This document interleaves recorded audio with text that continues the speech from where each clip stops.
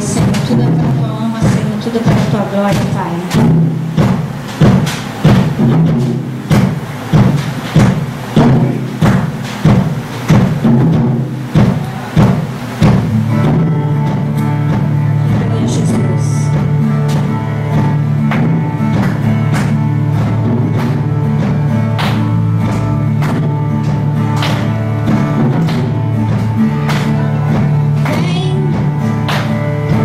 Esta é a hora da dor.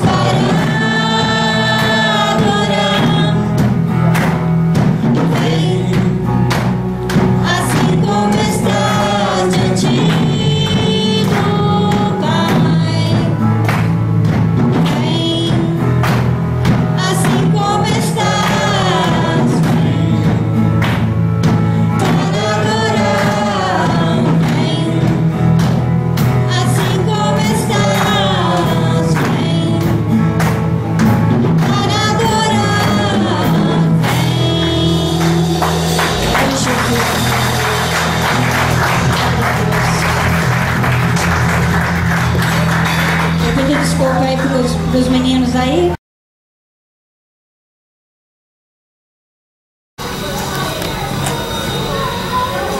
Diz a palavra do Senhor, querido, o Evangelho de Lucas, assim como nós lemos, capítulo 4, verso de número 38. Quero que essa palavra fique registrada no teu coração, assim como está registrada aí na sua Bíblia. Jesus, ele saiu da sinagoga e foi à casa de quem? A casa de Simão. E a sogra de Simão, ela estava com febre alta, e contaram isso a Jesus.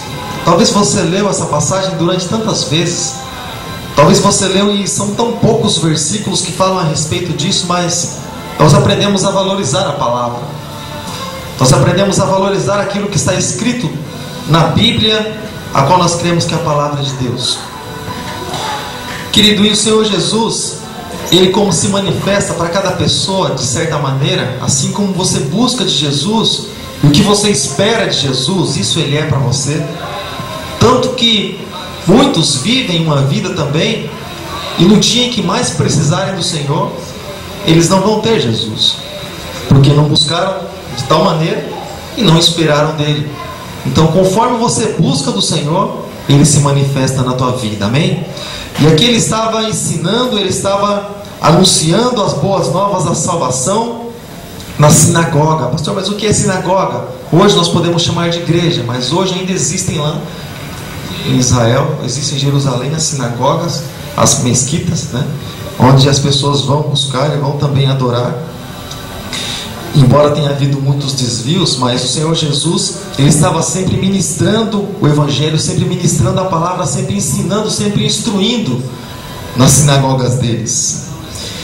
E a palavra do Senhor, querido, diz que o Senhor Jesus, como nós lemos no verso 38, Ele saiu da sinagoga e foi então até a casa de Simão. Mas por que o Senhor Jesus saiu da sinagoga? Aqui não diz, não deixa assim tão claro se o Senhor Jesus ele saiu no intervalo, se o Senhor Jesus, a partir do momento que Ele ministrou a palavra naquele lugar, se ele, então a partir do momento que acabou, se Ele se retirou, não deixa assim tão claro. Mas a Bíblia diz que é certo que Ele saiu daquele lugar e Ele foi para um determinado lugar.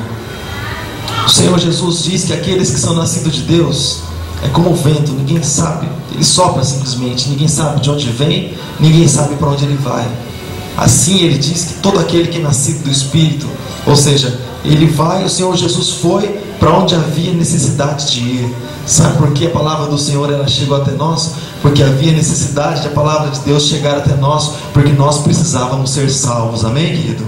Nós precisávamos ser salvos, era uma necessidade nossa. E o Senhor Jesus, Ele morreu para isso, Ele se entregou para isso, e Deus enviou o Senhor Jesus com esse propósito. Então, assim como a palavra do Senhor precisava chegar até nós, o Senhor precisava fazer uma obra na minha vida e também na tua vida, assim também o Senhor Jesus, Ele saiu da sinagoga e foi à casa de um homem chamado Simão. Simão, Pedro, um dos que andavam com Jesus, um dos que estavam lado a lado com Ele, um dos 12, um dos que eram bem conhecidos, bem chegados, um dos quais estava praticamente em todos os milagres que o Senhor Jesus fez, em todos os momentos. Você vai encontrar pelo menos 3, Pedro, Tiago e João, você vai encontrar em praticamente todos os momentos. E Pedro sendo chegado, sendo amigo do Senhor Jesus também. Então Jesus ele foi na casa de Pedro, na casa de Simão, para que uma obra fosse realizada. Amém, amado?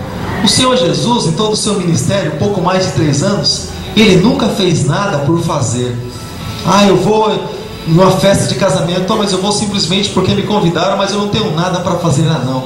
Aparentemente não havia nada, mas Ele conhece todas as coisas. Deus conhece todas as coisas, e o Senhor Jesus era guiado pelo Espírito Santo. Quando Ele foi até a festa de casamento, lá Ele realizou um milagre, lá Ele realizou uma obra, e Ele manifestou o seu poder naquele lugar. E então Jesus ele foi até a casa de Simão, e é claro, a Bíblia diz no Evangelho de Mateus que Ele entrou na casa de Simão. Jesus não foi na casa de Simão para ficar do lado de fora. Deixa eu dizer algo para você, querido. Nos dias de hoje, a palavra do Senhor diz lá na primeira carta de Paulo aos Coríntios que Deus ele não habita em templos feitos por mãos de homens, mas Ele habita na minha vida, Ele habita na tua vida. Nós somos o templo de Deus, somos a morada de Deus. E quando o Senhor Jesus, a Bíblia diz no Evangelho de Mateus, quando Ele entrou na casa de Simão, quando Ele chegou na casa de Simão, e olha que muitas vezes o Senhor Jesus ele fica do lado de fora. Livro de Apocalipse, no capítulo de número 3, a partir do versículo 18, diz assim a palavra de Deus: eis que estou à porta e bato. Ou seja, se alguém bate é porque está do lado de fora. E às vezes tantas pessoas deixam o Senhor Jesus do lado de fora, com uma obra tão grande, com uma obra tão poderosa que o Senhor Jesus gostaria de fazer na vida delas, mas você vê que o Senhor Jesus ele fica do lado de fora. E quando se fica do lado de fora, não se consegue perceber o que tem dentro da casa, dentro do ambiente. E a obra do Senhor Jesus, a obra do Senhor nosso Deus, ela começa de dentro para fora. Ah, tem um prédio aqui que está caindo os pedaços, precisa de uma reforma, vamos reformar aqui por fora. Não, Deus ele nunca começa uma obra por fora, Ele sempre começa no interior, dentro da pessoa. E diz lá o livro do profeta Ezequiel que se for necessário Ele troca o coração do homem, tira o coração de pedra, põe um coração de carne, coração sensível, um coração que busque a Ele, um coração que invoca o nome dEle, que tenha sede, tenha anseio dEle, queira ouvir dEle, queira perceber, queira se alegrar na presença do Senhor Deus. E ele entrando na casa de Simão Pedro, você pode acreditar que Jesus, quando ele sempre entra na casa de alguém, querido, Jesus não é como aquelas pessoas desapercebidas. Sabe aquelas pessoas que às vezes vêm fazer uma visita, por exemplo, na sua casa? Você vai lá, troca a cortina, um amigo vem, vai lá na sua casa. Mulher que sempre faz isso. O homem não liga muito para essas coisas não, né, Cláudio? Mas mulher sempre faz isso. Eu falei, Cláudio, já acertei 2 aqui de uma vez só. Falei com 2 de uma vez. Mas a mulher vai lá e troca a cortina, troca ali uma coisa e outra e muda isso de lugar. E às vezes a pessoa vem, ela entra, sai, fica 3 horas dentro de casa conversando, não percebeu nada e sai. Sabe, aquelas pessoas assim desapercebidas, não só para conversar mesmo, mas a cabeça está longe. Mas Jesus ele percebe todas as coisas, amém, amada? Jesus, a partir do momento que ele percebeu, ele entrou na casa de Simão, ele entrou naquele lugar, ele começou a perceber algumas coisas, assim como quando ele entrou na minha vida, quando ele entrou na tua vida, o Senhor Jesus, o Senhor nosso Deus, ele começou a perceber algumas coisas. Mas perceber o que, pastor? Perceber algumas coisas que precisam ser mudadas na nossa vida. Perceber, o Senhor Jesus, ele entra na nossa vida, ele começa, sabe aquelas rebarbas? Quem trabalha ou trabalhou já em indústria sabe, quando a peça ela sai às vezes do torno ali, sai assim, sabe, com as rebarbas, uns cantos vivos, sai assim, sabe, se você pegar de qualquer jeito machuca.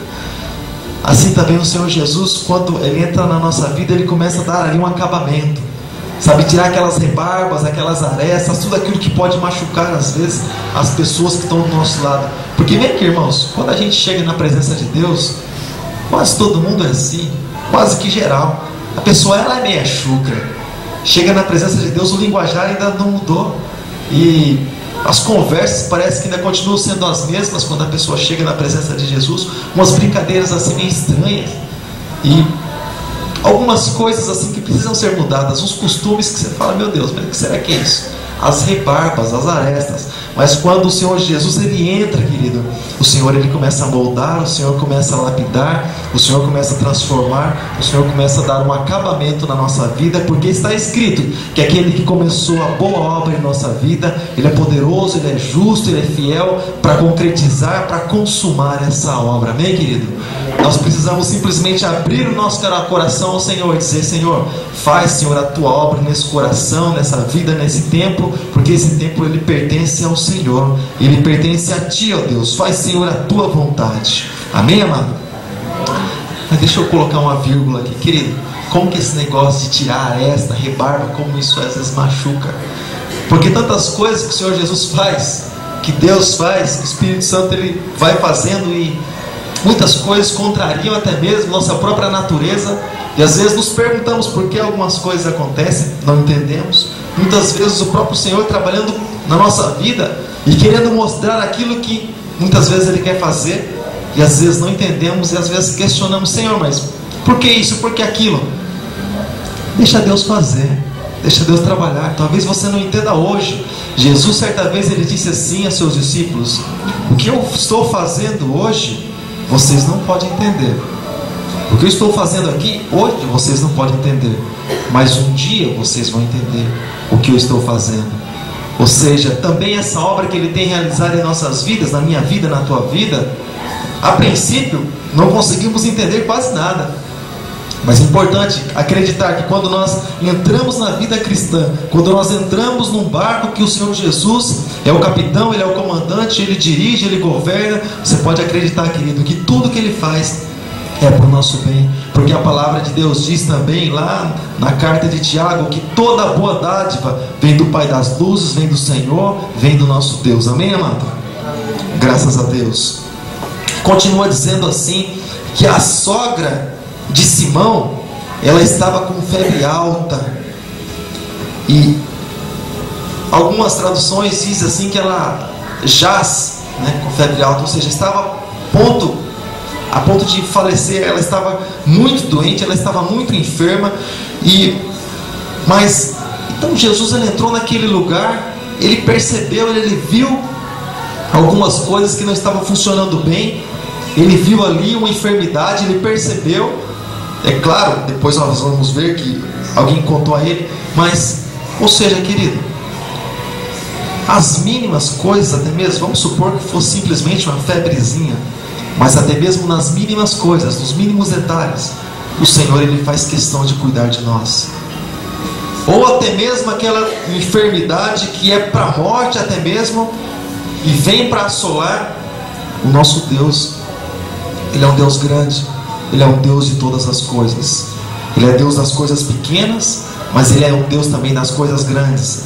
Ele é o Deus dos montes, mas Ele é também o Deus dos vales. Ele é um Deus que nas horas que nós estamos felizes, o Senhor com certeza se alegra na nossa alegria, sendo algo sadio, é claro, diante dEle. Mas quando nós estamos tristes, você pode ter certeza que o Senhor Jesus, Ele se coloca como consolo para nós através do Espírito Santo, e é Ele que nos consola. Amém, amado? Amém.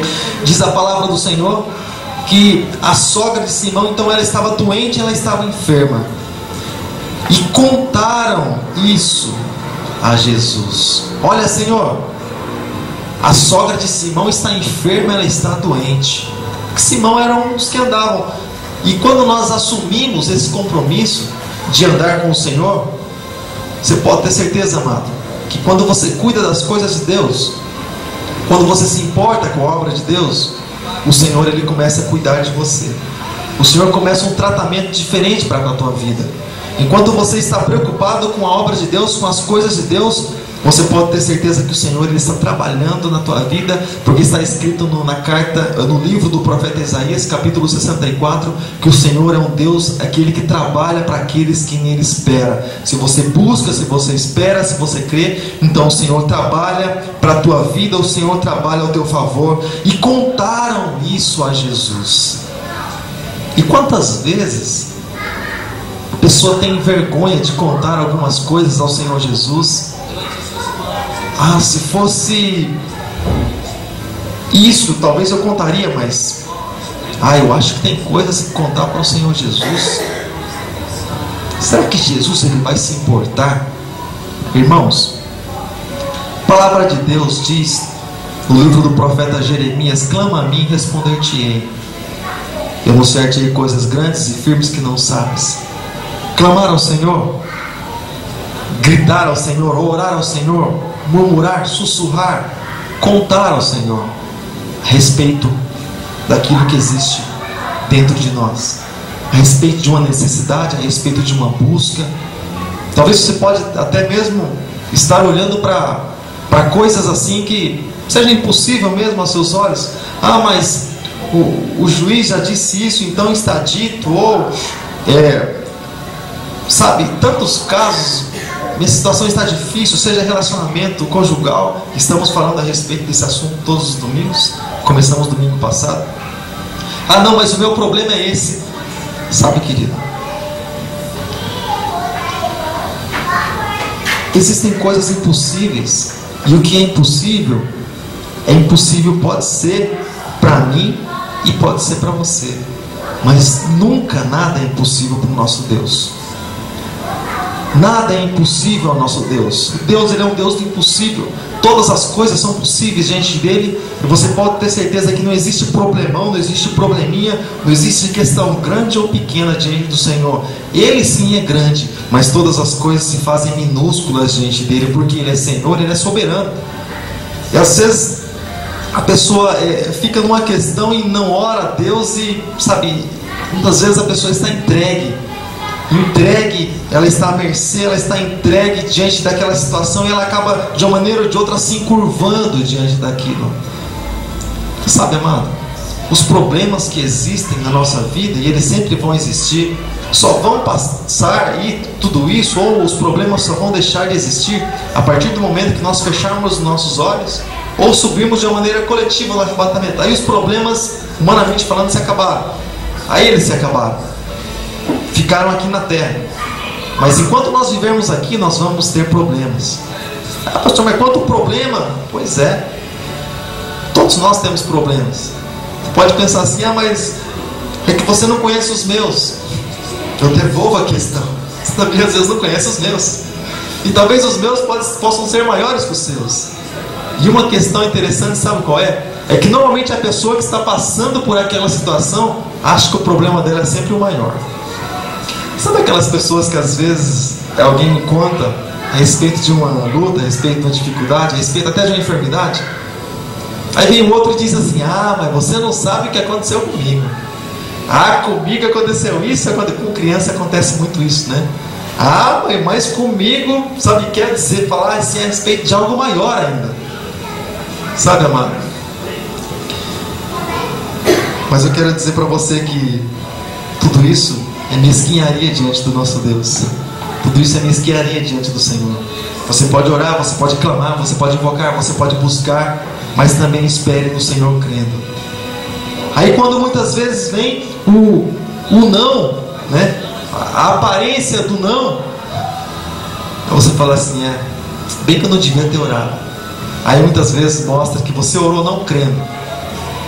De repente você pensa assim: puxa, mas eu orava, eu estava orando, mas se eu estou orando é porque eu estou crendo. Nem sempre.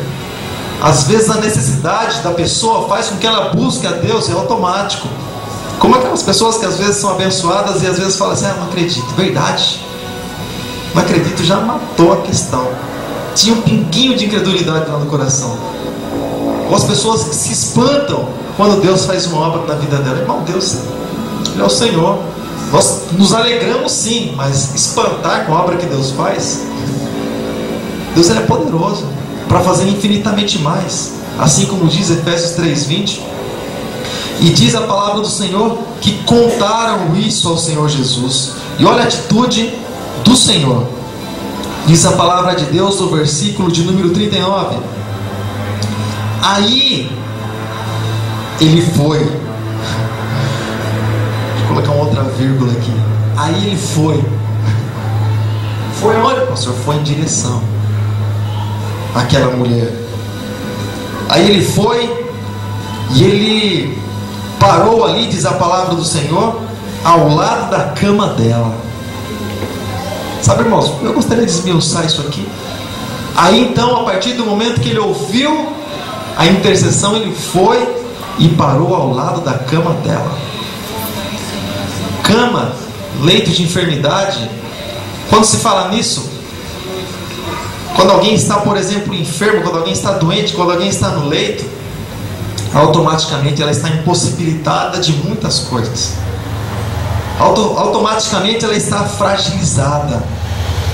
Automaticamente aquela enfermidade veio e tirou as forças daquela pessoa que está ali no leito, e muitas vezes até a esperança, e muitas vezes até mesmo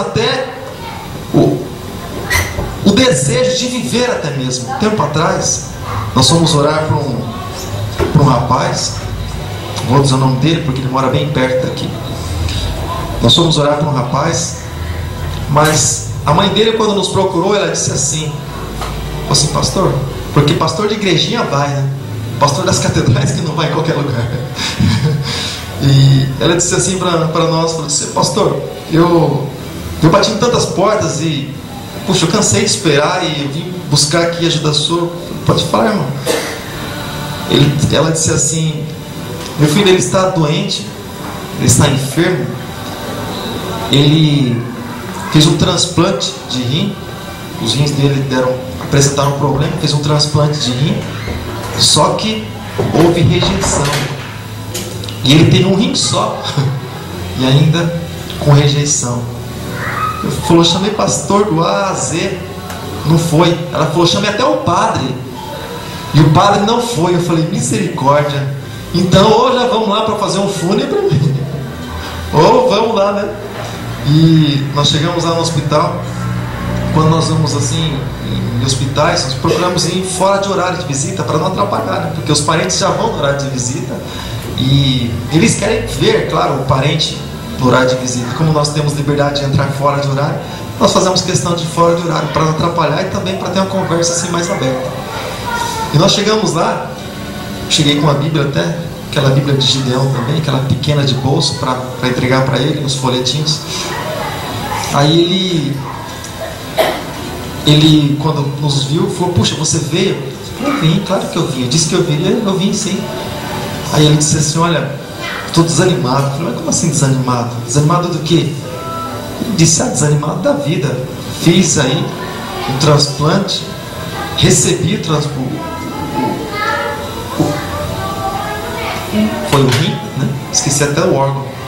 Recebi o rim do meu irmão, mas então está tendo rejeição e ele estava todo inchado, dificuldade mesmo, está impossibilitado.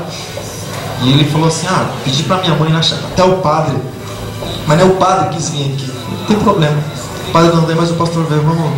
Vamos conversar um pouco. Começamos a conversar a respeito da palavra de Deus. Falamos primeiro, antes de orar, falamos a respeito do plano de Deus, do propósito de Deus para a vida da pessoa, do ser humano. Falamos que não importa simplesmente a pessoa ser curada, ser sarada, mas Jesus, antes disso, Ele quer salvar a alma, que é isso que vale no mundo espiritual. Não que o corpo não tenha importância em estar bem, a questão não é essa. A questão é que o precioso é o que está aqui dentro, e é o que vai para a eternidade. O corpo físico vai voltar para o pó, como diz a palavra. Ele começou a dizer assim algumas palavras desanimadoras mesmo. E quando a gente vai conversar com pessoas assim, não é interessante nem você viajar tanto, navegar tanto, entrar tanto na história. Sabe por quê? Para você não começar a não pensar, para você não começar a pensar exatamente como a pessoa pensa. Porque se você começar a se envolver com a história de certa maneira, você chora antes da pessoa. Você pode dizer para a pessoa: realmente eu também não sei o que fazer, realmente é difícil. Então quando você vai conversando, independente do estado que a pessoa esteja, você vai falando. Aí quando você para ouvir, você ouve, mas já imaginando uma resposta que você vai ter que dar para ela. Porque em momentos da nossa vida nós precisamos ser assim meio que frios naquilo que nós vamos falar. Porque o que está caído já está caído, não precisa de alguém para cair junto, você precisa levantar. Amém, amado? Que o Senhor Jesus, assim como Ele nos levanta e nos levantou, nós estamos para levantar o caído. Aí nós fomos e oramos e acompanhamos ele, e Deus foi abençoando de certa maneira. O rapaz começou a crer e começou a se apegar assim, pelo menos enquanto estava lá no hospital, naquele quarto, começou a se apegar em Deus de certa maneira, que começou até a ler a Bíblia. E é interessante que Deus curou esse moço. Fomos alguns dias na casa dele também, aqui próximo. Passamos alguns DVDs para ele, passamos alguns materiais para ele a respeito de Deus, do plano de Deus também. Mas o interessante, sabe o que aconteceu? Que ele ficou bom, e ele está bom, humanamente falando.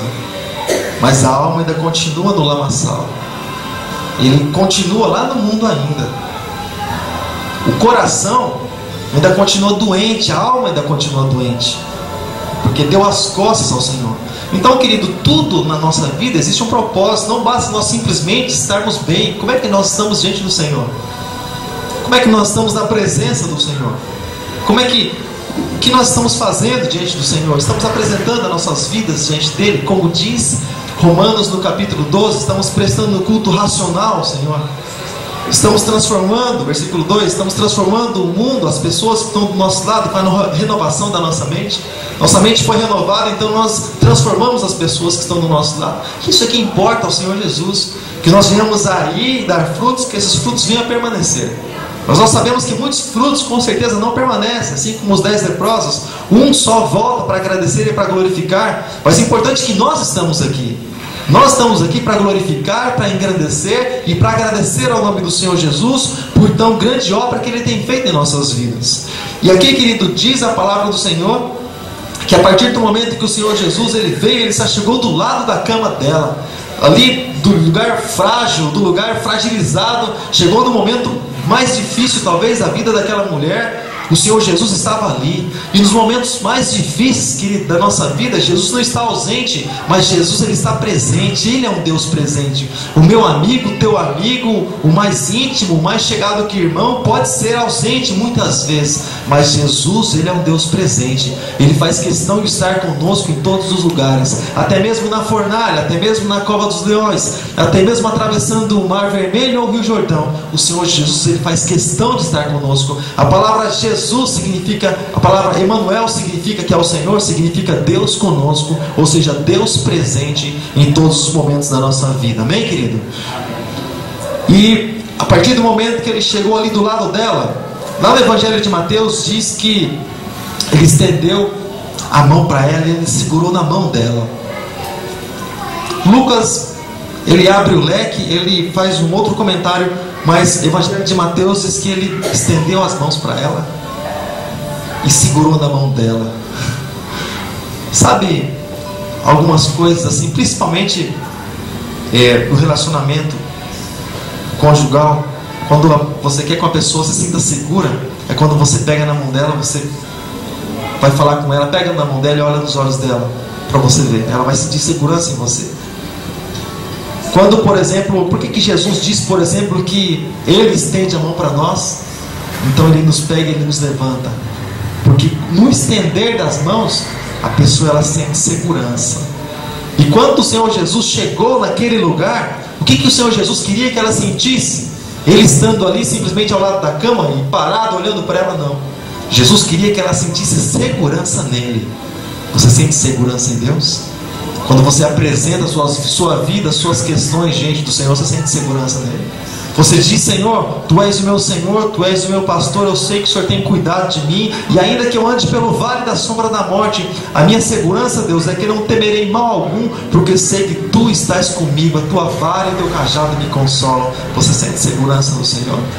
Você se sente seguro diante do Senhor, como uma criança que se lança nos braços do Pai? Se o Pai segurar, tudo bem. Se o Pai não segurar, você sente segurança nele? O Senhor Jesus não vai nos deixar cair, mas Ele vai nos segurar em seus braços. E é isso que o Senhor Jesus sente prazer, querido.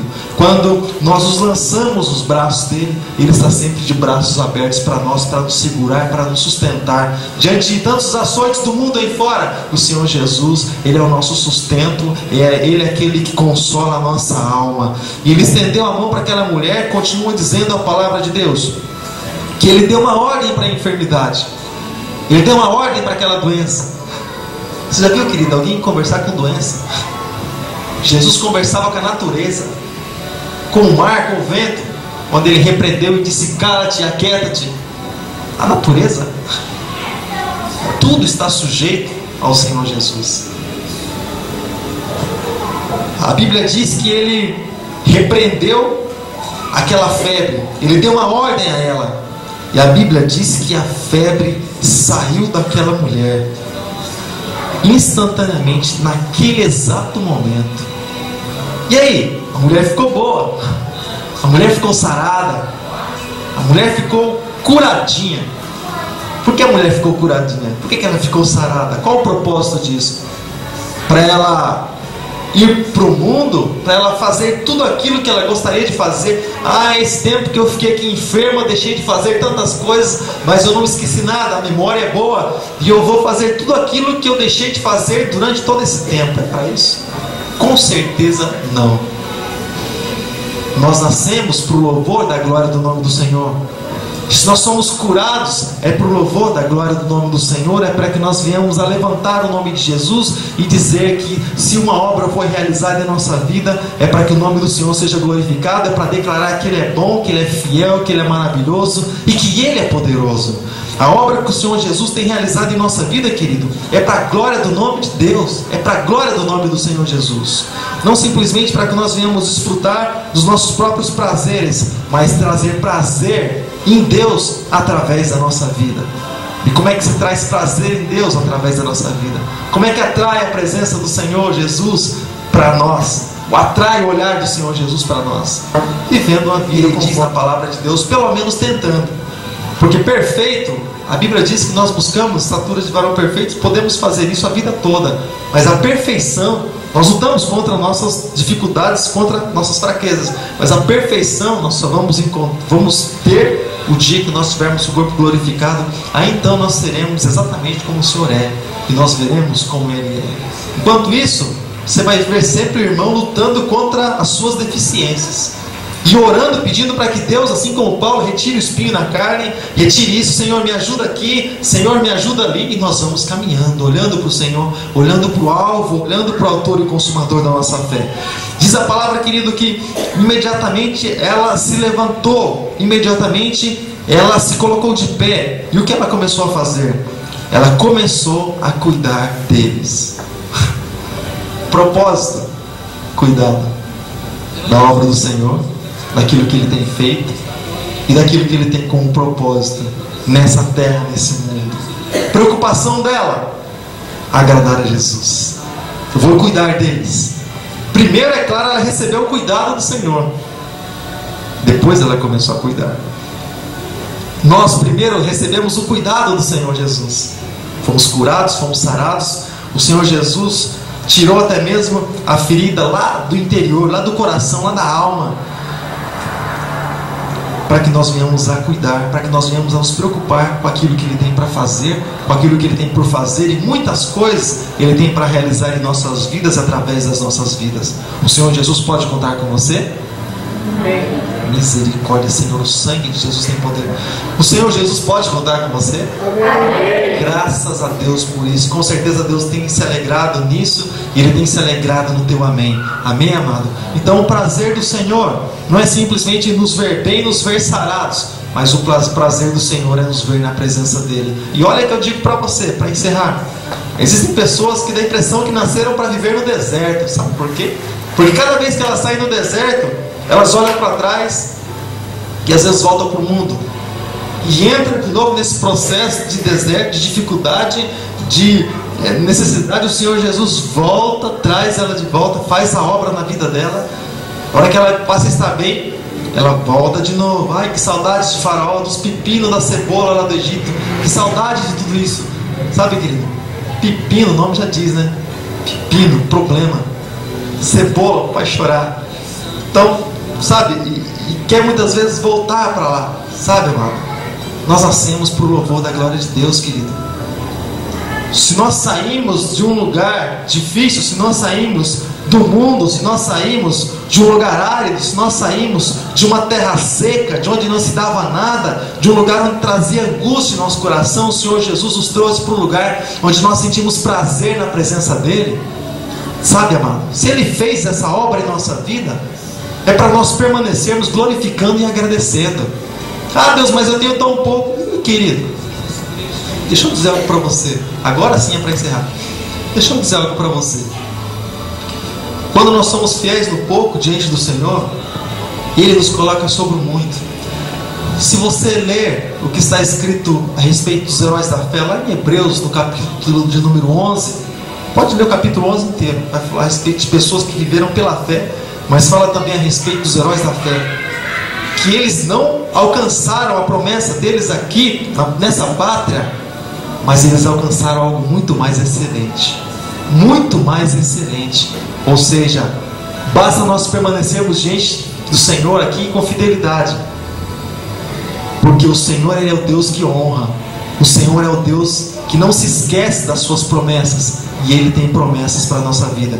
Talvez você esteja se preocupando até com algo que é passageiro, mas Jesus, Ele tem sempre algo mais.